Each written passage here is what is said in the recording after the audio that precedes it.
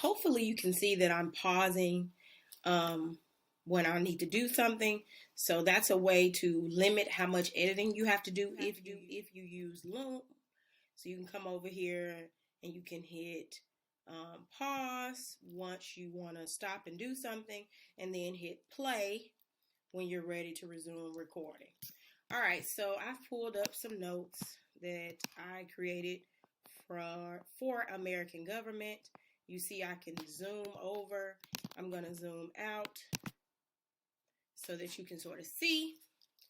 So you see here it starts with my standard, or basically what would be my essential question. So right here, I'm going to assume that the name of the chapter is the nation's parties. Whatever the name of your chapter is, you kind of want to start with that. So I'm going to come over here. I want to put that in the middle. So you can click more here, align, and you want to align to the middle. Then you can add here to make this bigger. You can make it as big as you want. That's kind of up to you. And then I'm going to type in here the essential question. And let's say the essential question. And you may or may not have an essential question.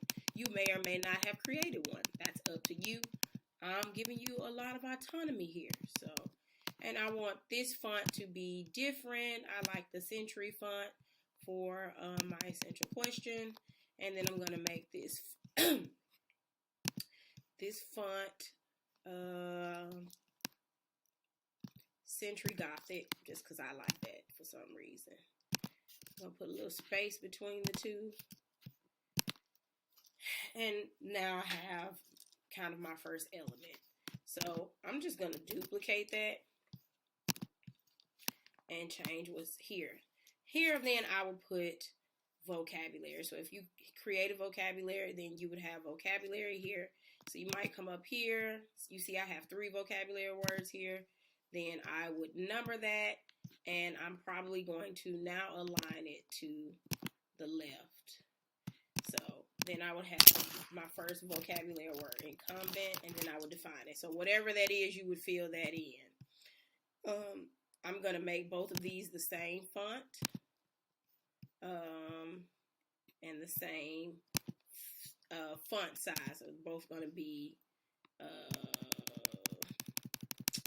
20, whatever. And then you would define those. So this wouldn't just say incumbent, colon, nothing. You would actually define those. If you see these little red squiggly lines, that means you misspelled something or something's incorrect, and so you need to fix it. So for here, I might change this to say vocabulary. Or you could leave that at the top and have vocabulary here. However you want to do that. So then I would duplicate that, and maybe I'll change the color here to a different color. So I'm going to hit more, background, and I'll change it to green. Let's just say that's what I want to do. So then I actually start with my notes. So if I had a table, you see here there's a table, Federalist versus Anti-Federalist. I would actually just copy that table, and that's Command C or Control C, depending on what device you're on. And I'm going to delete this stuff here and Command V. Now you may have to adjust. So I don't like the way that looks, so I'm going to try Command Shift V. None of that works. So another alternative would be to see if you can copy table.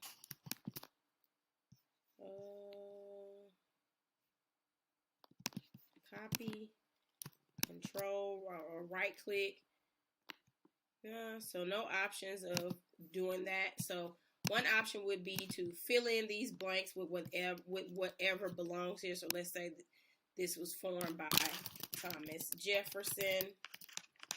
I would fill in these blanks, and then I would screenshot it here. And then I would literally pull that screenshot over here.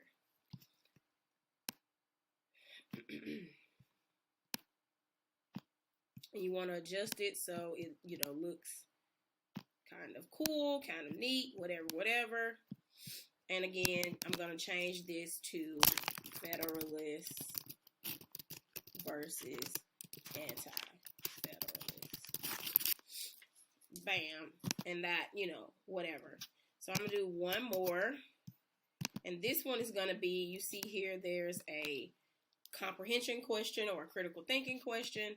So up here, I'm going to name this checkpoint or whatever you want to name it. Critical thinking question, major question to consider.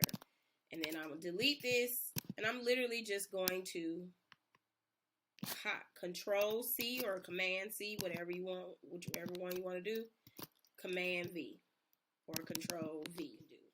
Now, you all know you need to add some images, some audio, something like that. So to add an image, you would come here, insert image, and you can pick something from your Google Photos, your Drive, by URL. You can take a picture, you can upload from your computer, you can search the web. I usually just search the web. So we're talking about Federalists and Anti-Federalists or something. No, the question says, which of the above would be most like present-day Republicans? So maybe I'll look for Republicans. Your image should be related to what you're talking about. Now, your slides or whatever you decide to make as your visual does not have to look like mine. I'm just giving you an idea of what I do. So this is an elephant. An elephant is representative of Republicans, so I'm just going to stick that on there. It's going to stick it on there probably in a funny place. You see, it's just kind of popped in the middle. I'm just going to size it down and put it over here. Whatever you want to do. I don't like this outline around it, so I'm going to change the border color to transparent. Ideally, it's up to you how you make it look, but make sure that your image that you choose is something that makes sense. You can also add GIFs. GIFs are moving images. I have the Giphy extension, so you click that. All right, so you see it just kind of popped up there, and then I'm going to type in the word Republican, and let's see what I kind of like this one here.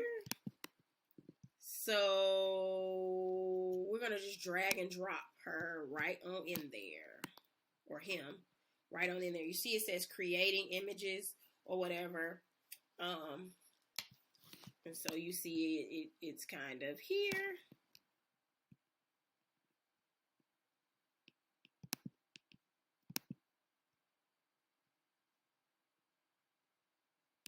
And you see it's kind of loading. Again, my internet, trash. But you see it's already moving. So don't put too many images. I suggest just one image, but if you really need two is fine. But don't put a lot of images on the screen. So we're going to resize her down. Apparently they added some alternative text. I don't need that, so I deleted that text. And then you can move it wherever you need to do. Ashley, Alyssa, John. Again, I don't know why Alyssa's and John are on my mind, but I guess. Name it after your chapter and then name it the people in your group. It makes it easier for you to find. If you share it with me, it's clear what you're talking about and who's talking about it. All right. Now you can come up here to insert. You can add motion. And I'm not going to show you very much about this because I'm not concerned with this. When I told you to add transitions, this is not where I'm talking about. But you can add a slide transition. So for each slide as it moves, let's say you want to do the dissolve. Let's play that and see what it looks like.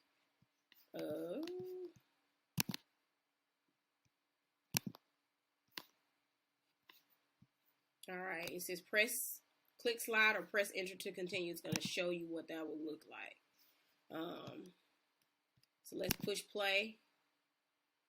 That's how it would change from slide to slide. If you didn't like that one, You could do some other ones here. Let's hit stop. And then you can select some other ones here, whichever ones float your boat. If you want to do slide from right, then it'll slide from to the right to the next slide. And you can do whatever you want to do there. You can also add animations to your objects as they come in.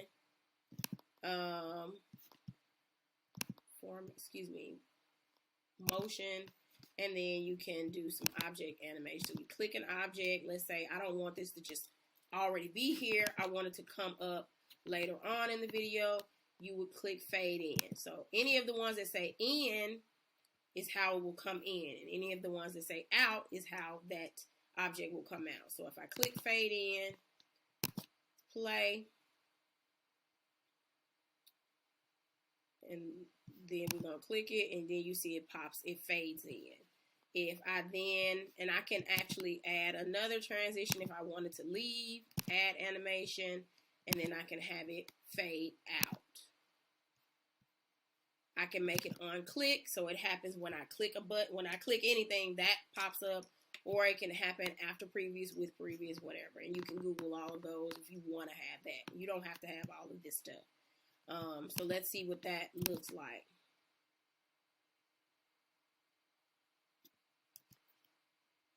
And so you see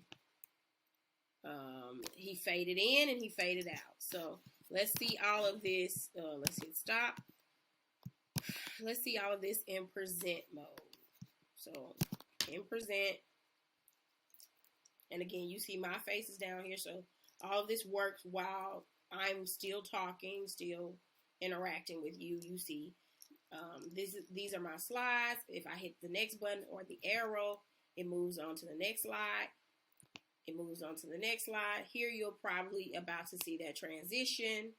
And then you see this object fades in and then it fades out. Also, if you want that slide transition to happen for all your slides, then you would just click apply to all slides. Anything else you need, Google it. You'll find 100,000 videos to show you how to make your Google Slides look prettier or whatever. All right, so now we're gonna see how to record all this. To record this, you're just gonna, I suggest Loom. So let's get Loom now. What you would do is